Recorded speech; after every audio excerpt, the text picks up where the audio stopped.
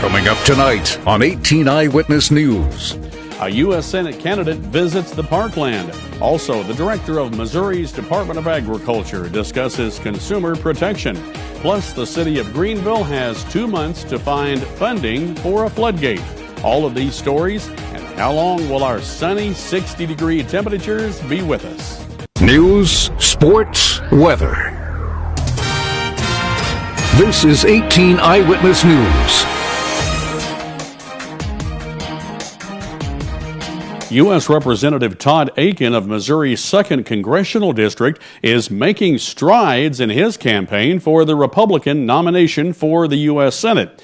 Akin won the U.S. Senate election in the St. Francis County Republican straw poll over the weekend.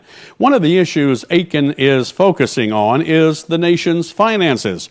He notes that Missouri has 2 pieces of legislation which regulates the size and expense of government. The first one is we index the size of the state government to the size of our economy. It's called the Hancock Amendment. In fact, I wrote even a section of that which said you can't have any major taxes without a public vote. But the basic heart of the Hancock Amendment is to define how big state government can be. We need to take that Missouri common sense to Washington, D.C. Congressman Akin says getting the nation's finances in order starts with defining the problem. The problem is radical deficit spending. Yeah, I know legislators should be more responsible, but there's one way to make sure they're responsible, and that is, first of all, put a constitutional cap on the size of the federal government, follow that with a balanced budget. Without the balanced budget, very iffy, because it becomes an excuse just to raise taxes and destroy business and jobs. Akin is facing former state treasurer Sarah Steelman and St. Louis businessman John Bruner for the Republican nomination to face Senate incumbent Democrat Claire McCaskill. Well, now Dustin is here at Channel 18 with a look at our first forecast. Dustin, what's on tap? Well, Fred, we saw a pretty nice day here in southeast Missouri, and the evening's going to be pretty nice with temperatures in the 50s for most of the evening. 57 by 7 p.m. with mostly cloudy skies. Those clouds are going to continue through the evening hours by 9, 55, 53 by midnight with the northwest wind 10 to 15. Now, as we head to the bus stop tomorrow morning, we'll see a temperature around 46 degrees, mostly cloudy skies. Those clouds are going to continue for the morning hours, but then we've got some more changes on the way. More details on your forecast coming up later in weather. While we typically think of Missouri's Department of Agriculture managing farm matters, the agency actually oversees a wide range of issues statewide. The department's director, Dr. John Hagler, recently visited the Dawkins Broadcast Television studios and mentioned an area that you may not associate with the department.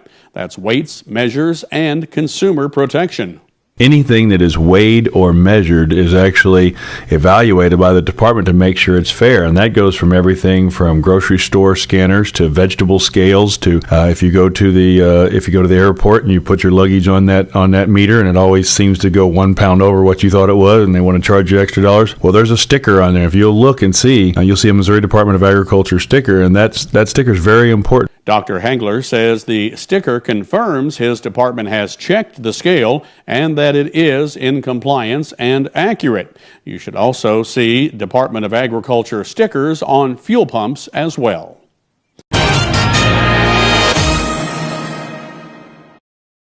The last 2 suspects in the counterfeiting ring that allegedly struck Poplar Bluff and other southeast Missouri cities back in October are in custody in Alabama.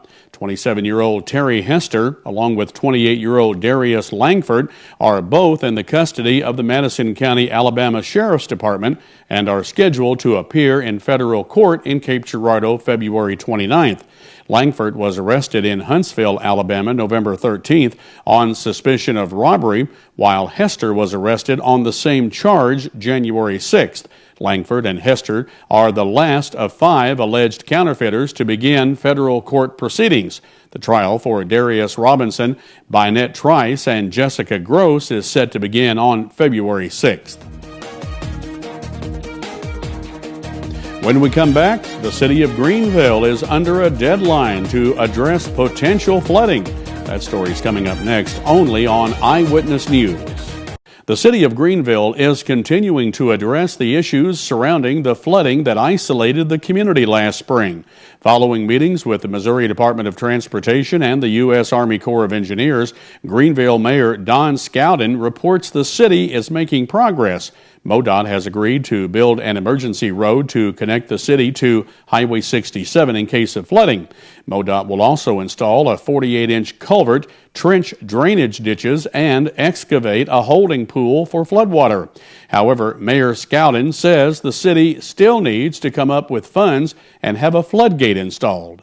We have already received 2 bids for both the control plan and the cost for the equipment of installing it. We're working. We're knocking this thing out one item by an item. Mayor Scowden says the current bids range from $86,000 to $97,000, which is almost half of the city's entire budget for just 1 year. The U.S. Army Corps of Engineers has given the city until the end of March to come up with the funds for the floodgate. The Poplar Bluff Police Department is warning residents of phone scams after receiving several fraud complaints. Now, according to authorities in Poplar Bluff, the calls typically involve lottery or sweepstakes winnings or bad debts. With the sweepstakes calls, the caller claims that you have won a contest, but insists that you send cash in order to claim your prize. Now, with the bad debt calls, the caller insists that you send them money to settle a bad debt and threaten to have you arrested if you don't. Authorities say you should not send money to either of these scams. They also noted that you cannot be arrested for a bad debt. You'll recall Piedmont Police Chief Richard Sanders warned folks in his community last week that phone scammers were calling with similar schemes. When we come back, they can be creepy and downright scary. But vampire bats also may be lifesavers during a stroke. Don Arnold tells us about the promise doctors see in these creatures in today's Your Health segment. And let's take a look over on Dustin Kopp's Weather Center. He's taking a look at last-minute check of our Storm Tracker 18 forecast, which is coming up next here on Channel 18.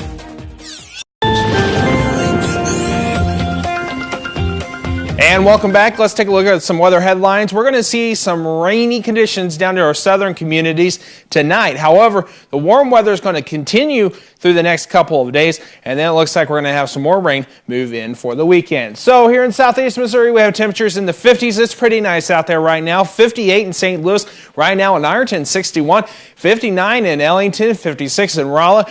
Over in Farmington, 59, 58 in Fredericktown, 60 right now in Marble Hill. Factor in the wind, we do have just a tad of a wind chill right now. 56 in St. Louis, 57 in Farmington, Fredericktown right now at 55, 58 in Marble Hill, 57 in Piedmont and Poplar Bluff. Currently here in southeast Missouri, we have a temperature of 59 degrees with mostly cloudy skies. 57 is what it feels like because that south-southwest wind at 11 miles per hour. Current dew point right now at 49 and our current humidity at 69%. Now for our forecast for this evening into tomorrow, we're going to see some rain down to our south. It's going to be most of our southern communities. We may see some rain here, but not much.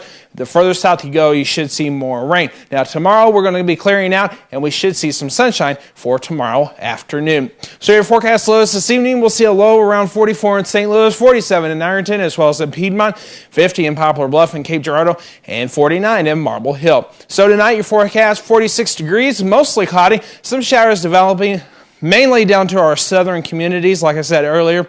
But we may see some rain here in Farmington, Park Hills, and the San Francisco County area. Northwest wind 10 to 15. Now tomorrow we're going to see a partly sunny day, maybe a few clouds in the morning hours, and then clearing out for a partly sunny day the rest of the afternoon. We'll see a high of 60 degrees. It's going to be a nice day. North wind at 5 to 10. A look at our extended forecast for the next several days. On Thursday, mostly sunny skies, high of 60. As we move into Friday, we got some showers moving in, 55 degrees. Cooler on Saturday. Your weekend's looking pretty wet, 48 for Saturday, Sunday 46. And then on Monday and Tuesday, we should be clearing out with partly sunny skies with highs in the mid to upper 40s. That's a check of your Storm Tracker weather forecast. I'm Storm Tracker Chief Weathercaster Dustin Kopp. Fred, back to you. Thanks, Dustin. And now Don Arnold is here in the studio with tonight's Your Health. From Halloween folklore to Hollywood films, vampire bats are often cast as creepy villains, but many doctors are starting to see these furry flying creatures in a new light. Some say saliva from vampire bats could actually be very helpful to humans who are having a stroke. And now a new national study is being launched to help prove it. Here's Clark Powell with the details. They might look menacing and scary, but scientists say these tiny vampire bats could play a huge role in the treatment of strokes. When a patient is brought into the hospital during a stroke, doctors have to act fast to dissolve blood clots in or near the brain. And thanks to a chemical in their saliva used during feeding, nothing in nature dissolves blood clots better than vampire bats. So we're hoping the bat saliva in itself dissolve the clot with lower risk of bleeding in the brain after that. Dr. Michelle Torbay is a stroke specialist at Ohio State University Medical Center. After researchers completed one study showing that drugs based on bat saliva compounds are safe, he's leading a new national study to see how helpful they might be. With current drugs, doctors only have a 3-hour window to treat stroke patients, but the bat saliva drugs could triple that. This is one of the studies that actually have extended the windows up to 9 hours. So patient, when they present after stroke from 3 hours of symptom onset till 9 hours, now they have another option that's available. That could make all the difference to patients like Pearl Braskett, a Korean War veteran with 3 Purple Hearts. Years of war might not have claimed him, but recently during dinner, a stroke nearly did. I got about halfway through eating it and my fork dropped out of my hand. So I reached down, picked it up and put it back in my hand and fell out again. To make matters worse, Pearl lives miles out in the country, so he could use the extra time it takes to get to the hospital. Something that may someday be likely, thanks to the most unlikely source. At Ohio State University Medical Center, this is Clark Powell reporting. This new national study is being led by doctors at the Ohio State University Medical Center, but we involve hospitals around the country. The drugs were developed using bat saliva, but are now being produced using man-made compounds that mimic the effects of bat saliva. Someone suffers a stroke about every 40 seconds in the U.S. It's the leading cause of long-term disability in this country. Coming up in today's Your Life segment on Channel 18, given the economy these days, it's not a question of prices going up or down, it's how high they will rise. Money reporter Stacy Johnson is here with an inflation outlook for 2012. That's just ahead on Money Talks News here on Channel 18. And coming up in sports, I'll have a review and preview of high school basketball action. Mizzou lassos the Longhorns, and the Rams' search for a new general manager continues. These stories and more coming up on 18 Eyewitness News. This is 18 Eyewitness News, Sports. In girls high school basketball action last night, Valle Catholic defeated Kingston 51-21. North County down Fredericktown 64-37. Arcadia Valley fell to West County 60-43. Bismarck had no trouble with Valle Caledonia 60-25. Potosi survived St. Genevieve 36-33. Farmington cruised past Central 65-47. Meadow Heights defeated Delta 73-31. Donovan fell to Dexter 79-30. Poplar Bluff had no trouble with Neelyville 58-38, and Jackson downed Perryville 48-32. In boys' scores from last night, Marquand fell to Chaffee 77-26. Oak Ridge defeated Meadow Heights 62-23, and Greenville falls in overtime to Zelma 69-67. Coming up tonight in boys action, Bismarck travels to Arcadia Valley. Central is hosting North County. Potosi is on the road to Farmington. St. Genevieve plays host to Fredericktown. West County is on the road to Valle Catholic. In a big Ozark Foothills Conference matchup, Clearwater travels to Donovan, and Van Buren is at home tonight up against Lesterville.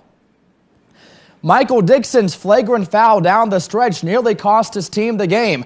About 40 seconds later, he won it. Dixon's layup with 31 seconds left gave number 4 Missouri the lead, and Marcus Denman's rebound after a final miss by the Longhorns' Mike Kabongo sealed a tough 67-66 victory for the Tigers on Monday night. Missouri continues its impressive season under first-year head coach Frank Haith, who was a Texas assistant under Longhorns coach Rick Barnes from 2002 to 2004 before taking over the University of Miami program. The Rams' search for a general manager began anew Monday when Joey Clink-Scales and George Patton interviewed as potential replacements for the fired Billy Devaney.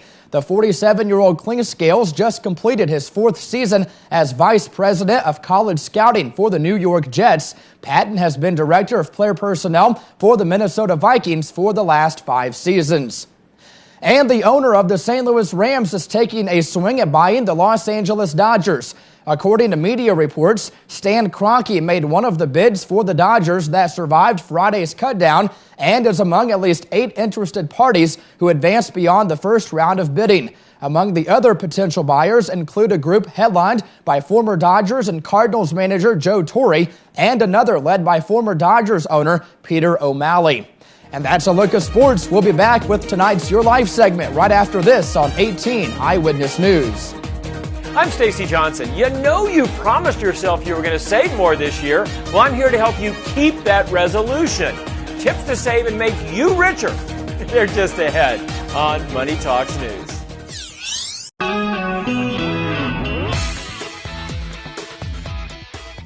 Overinflation has been low for years now, and it's expected to stay that way here in 2012. But doesn't that mean all prices are standing still? Money reporter Stacy Johnson tells you where to look for the biggest price increases this year. Do you spend everything you make?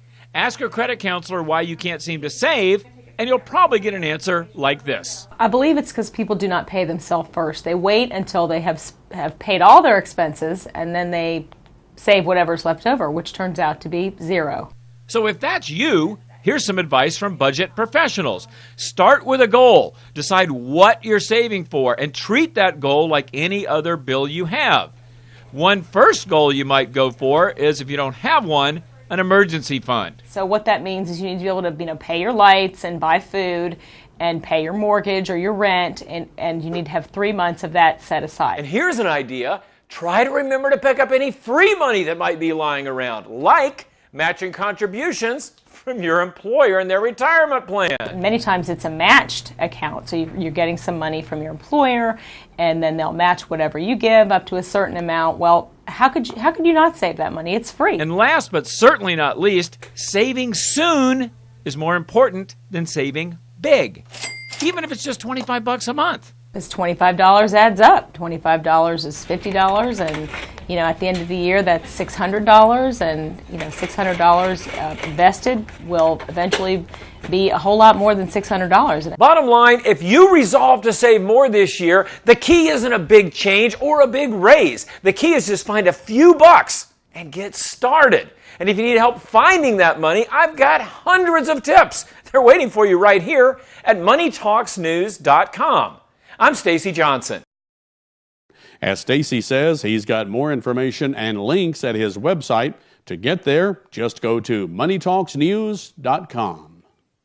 Dustin, I was kind of nosing around back in Master Control, saw you digging around some archives, and you got some interesting information for us. I do. Do you remember what happened about 30 years ago? I can't remember what happened 30 minutes ago. Well, I can't either too much. 30 years ago, we had a blizzard here in Missouri. We did. I didn't know that. Yeah. I wasn't alive then, so I can't really tell a good story about it, but 30 years ago we had a blizzard. It crippled St. Louis and other areas surrounding, and I was watching some footage from the Weather Channel, and they were talking about the blizzard, and they were talking on how much snow that this area got, up to 2 feet of snow in some areas. I was thinking back when you said that. I do remember that. It was in 1982. I was living just outside of Kingston, and the road was a paved road going out to the major artery, Highway 61. And I remember snow being piled by the snow, the bulldozers and things, 4 and 5 feet along the side of the road. It looked like a big tunnel that you would go through. I remember that now. Right. And it took down power lines. down in southeast Missouri, it was a mess. I remember that. Just remembering back growing up, I remember people talking about it, seeing it on the news coverage and that type of thing every year, the anniversary of it. It's just seeing the amount of snow, I could not imagine. Yeah. I just could not imagine. I know last year, Columbia, Missouri had quite a bit of snow, and I have some relatives that live up there, and they were complaining on how much snow it was, and I'm like, you know what? Just think back several years ago when we had this blizzard. It could be a lot worse. It was terrible, but now we're looking at temperatures in the 60s. Wow, it's just fantastic. Can't complain, can we? No, I love this. Now, what's the rest of the week look like? The rest of the week is looking a little cooler than what it was today and what it is going to be tomorrow. However, it's still going to be above normal. We're looking at some rain into the weekend, though. Okay, but temperature is going to be moderate for this time of the year. Yeah, they're going to be well above normal. The average temperature for this time of year is 43 degrees. We're going to see temperatures in the 50s. We're only about 6.5 weeks away from spring. Did you realize that? Yeah, I know. I heard you talking on the big morning show this morning about the groundhog and that type of thing, which is just 2 days away. Yeah. So we'll just see what he has to say or she has to say. I got one thing for the groundhog. Bring us some nice weather. That's all we have to say for you if you want to live. That takes care of our newscast tonight. Thanks for being here. We'll be back tomorrow night at 6 o'clock with more. Until then, have a blessed evening. God bless you and your family, and good night, everyone. Good night. Newswatch is next.